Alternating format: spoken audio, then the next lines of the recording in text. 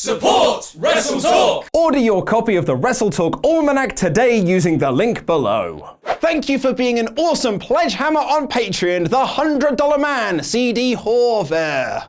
Hello and welcome to the WrestleTalk News. I'm Ollie Davis, and today's episode is sponsored by Coinmaster.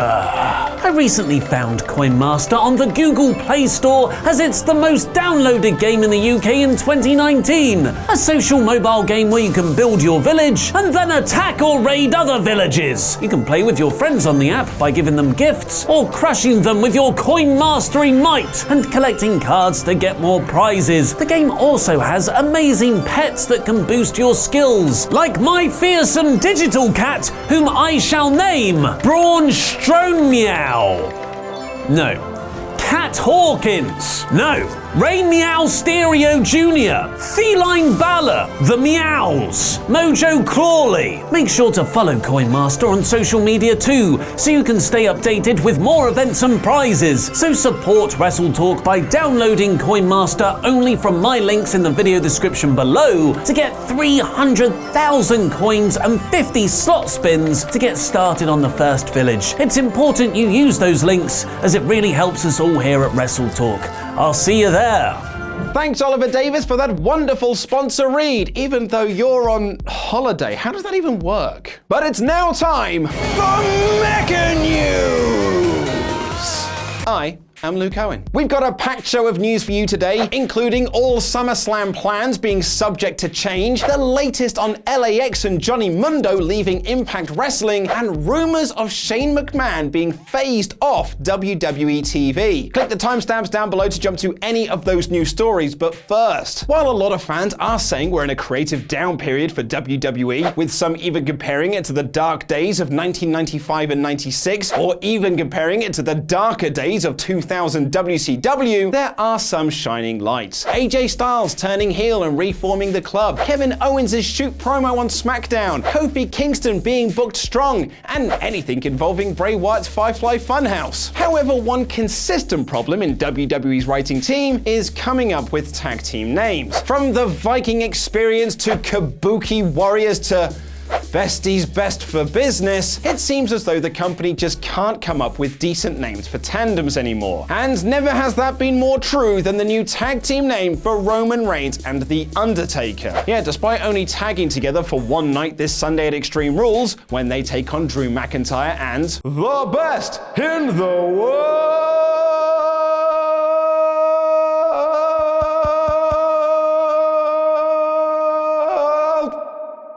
Shane McMahon, WWE.com unveiled a t-shirt for Reigns and Taker, revealing their tag team name of Graveyard Dogs.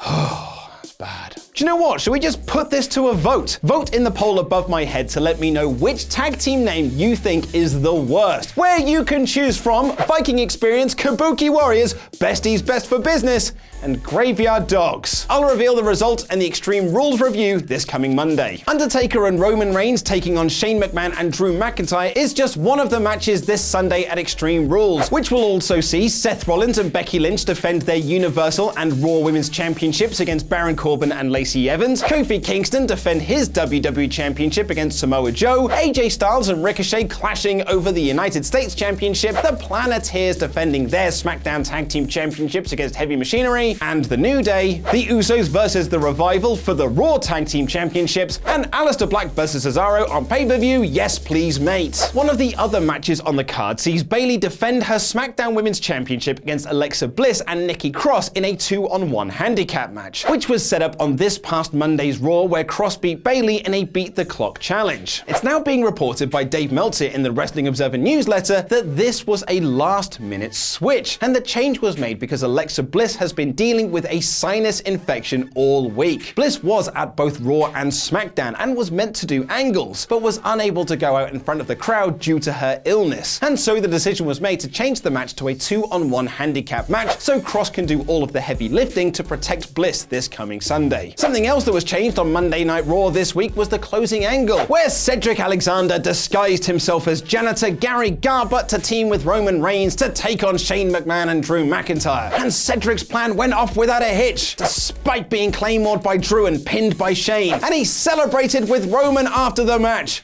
despite being claymored by Drew and pinned by Shane. That does not make sense. PW Insider are now reporting that this was also a last-minute change, with the original plan set to simply have an extra playing the role of Gary Garbutt in the tag match. Mike Johnson of PW Insider doesn't go into more detail on what the extra would have done during the match, but reports that there was a pitch made during the day to put Alexander in the Garbutt position instead. According to Johnson, we are told there will be a follow-up to Alexander's involvement on Raw Monday. But Extreme Rules is not the only wrestling that is happening this weekend. It's a busy weekend of wrestling, with WWE holding Extreme Rules this Sunday, the B block of New Japan's G1 kicking off, Evolve airing on the WWE Network for the first time ever with their 10th anniversary show, and AEW hosting their third pay-per-view Fight for the Fallen, which has a stacked card including the Rhodes Brothers taking on the Young Bucks, Kenny Omega taking on Shima, Lucha Brothers vs SoCal Uncensored, Ali clashing with Brandy Rhodes, Adam Page vs Kip Sabian, and MJF, Shawn Spears, and Sammy Guevara teaming up against the deathmatch trio of Jimmy Havoc, Joey Janela, and Darby Allin. And because AEW clearly want to mess with our prediction videos and Wrestle League Season 2, head on over to patreon.com/WrestleTalk for more information on how you can join that. The company has announced a slew of new matches, including Sonny Kiss taking on the Librarian Peter Avalon, as well as matches for Dr. Britt Baker and the AEW debut of Bea Priestley, as well as a triple threat tag team match between Dark Order, Jack Evans and Angelico, and Jungle Boy and Luchasaurus, with the winner advancing to All Out in August for an opportunity for a first round bye in the tournament to crown the first AEW World Tag Team Champions. One team that could be part of that tag tournament is the former Impact Tag Champs LAX. The team of Santana and Ortiz lost their titles to the North last Friday ahead of Slammiversary, and they failed to recapture the belt in a three-way match that also involved the Rascals. It was reported shortly after the show by Figure 4 Weekly that Slammiversary would likely be the final night for LAX in Impact Wrestling, with their contracts expiring in August and they are unlikely to re-sign. PW Insider added that Impact Wrestling were looking to offer a big money contract to get the team to stay, but Dave Meltzer has reported in the latest Wrestling Observer that both WWE and AEW are interested in signing the duo, with WWE believing that they'll be joining NXT by September. However, he adds, most close to the situation expect the decision will be AEW. Meltzer writes the AEW choice is more likely as tag teams will be a big focus for the new promotion and they can continue working with Conan due to All Elite Wrestling's partnership with AAA. Not only that, but AEW will offer more money than they would make in NXT. Slammiversary was also the reported final night for former world champion Johnny Impact. PW Insider reported that his contract with Impact Wrestling actually ended a few weeks before Slammiversary, but he agreed to do the show to finish up his feud with Rich Swann over the X Division Championship. And while Johnny Impact is now a free agent and could negotiate with any company he wants, Meltzer is reporting that the feeling is that Mr. Impact looks at wrestling as a side gig to pay his bills, and he actually wants to focus on his acting career. Meltzer notes that if Mundo went to WWE, he'd have less time to make films and they would have to be approved by the company. And that while AEW would offer him the freedom to do outside projects, Meltzer writes the last word was that he was leaning neither in the direction of WWE or AEW. Someone who did choose to head to All Elite Wrestling is the former Dean Ambrose Jon Moxley. Mox debuted for AEW at Double or Nothing in May, attacking both Kenny Omega and Chris Jericho, then defeating Joey Janela in a lights-out, unsanctioned match at Fyter Fest last month. Moxley won't be at Fight for the Fallen this Saturday due to him competing in New Japan's G1, but he has been announced for Starrcast 3, the fan convention that will take place prior to AEW's All Out in August. Not only that, but Moxley will have a sit-down interview with Jim Ross where they promise nothing will be off limits. Moxley's former employer WWE will soon be gearing up for their second biggest show of the year, SummerSlam, but if reports are to be believed, plans for that show are now out the window. With Extreme Rules coming this Sunday, many fans will be looking to the results to see what we can expect from SummerSlam. With many fans expecting matches between The Undertaker and Drew McIntyre, Shane McMahon versus Roman Reigns, or maybe even Kevin Owens, and even some speculating that Shane could go for Kofi Kingston's WWE Championship. WWE themselves have advertised locally in the Toronto area that Drew McIntyre versus The Undertaker will be one of the show's big marquee matches. But Dave Meltzer is reporting that is not the actual plan right now. Meltzer fully expects Undertaker will be on the show and theorizes that it will either be against McIntyre, Shane McMahon, or someone new like Bray Wyatt. Taker versus Drew not being the current plan has been somewhat backed up by the very reliable WrestleVotes on Twitter, who posted that anything WWE had planned for SummerSlam in advance was all subject to change once Eric Bischoff and Paul Heyman fully start their roles this upcoming week. Heyman and Bischoff will officially start their roles as executive directors for Raw and SmackDown respectively following Extreme Rules, with WrestleVotes saying they've been given a legitimate fresh start with no forced agendas, which sort of means that the results of Extreme Rules are effectively pointless,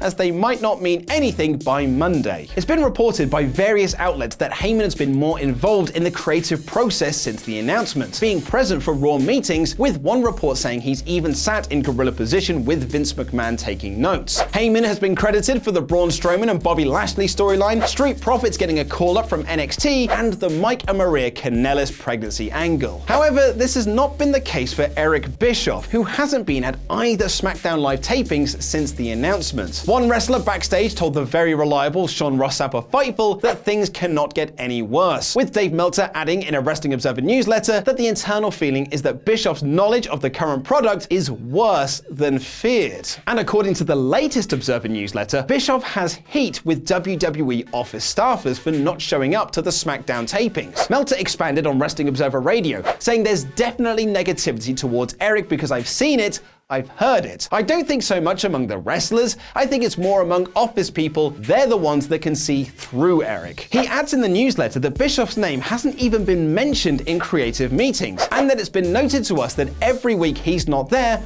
puts him another week behind, and the battles necessary to be a catalyst of change and improvement are going to take a long time. One of Bischoff's big characters to play with is the best in the world, Shane McMahon, who I think technically is still a SmackDown guy, but that's been up in the air since the wild card. At present, Shane is currently involved in storylines with The Revival, The Miz, Drew McIntyre, Elias, The Undertaker, Roman Reigns, and now Kevin Owens and Dolph Ziggler. His latest feud with Owens started on this week's SmackDown, with Owens cutting a work shoot promo, pew pew pew pew pew pew pew pew, where he buried the McMahon's December promo where they said things would change. Owens said in his promo that the only thing that's actually changed is more Shane, noting that guys and girls like Buddy Murphy and Asuka can't get TV time because Shane is on both shows feuding with everyone. However, according to WrestlingNews.co, this new feud with Owens could end up being Shane's last for some time, with the website reporting that the storyline is being designed to phase Shane O'Mac off TV. Their report claims that Vince McMahon is listening to the criticisms of WWE more than ever, and has even been more willing to accept advice from other officials within the company, with one bit of advice being less Shane might be a good idea. Now, it should be noted that WrestlingNews.co don't have a very good track record when it comes to backstage reports, so this one should be taken with a pinch of salt. For all we know, we could end up with more Shane once Heyman and Bischoff take over. Thank you for watching, and a special thank you to our Patreon pledge hammers on Patreon, some of which you can see scrolling their way into my stomach. Do you want to hear my review of Spider-Man Far From Home while I play Spider-Man for the Sega Genesis? Or Mega Drive to give it its proper name?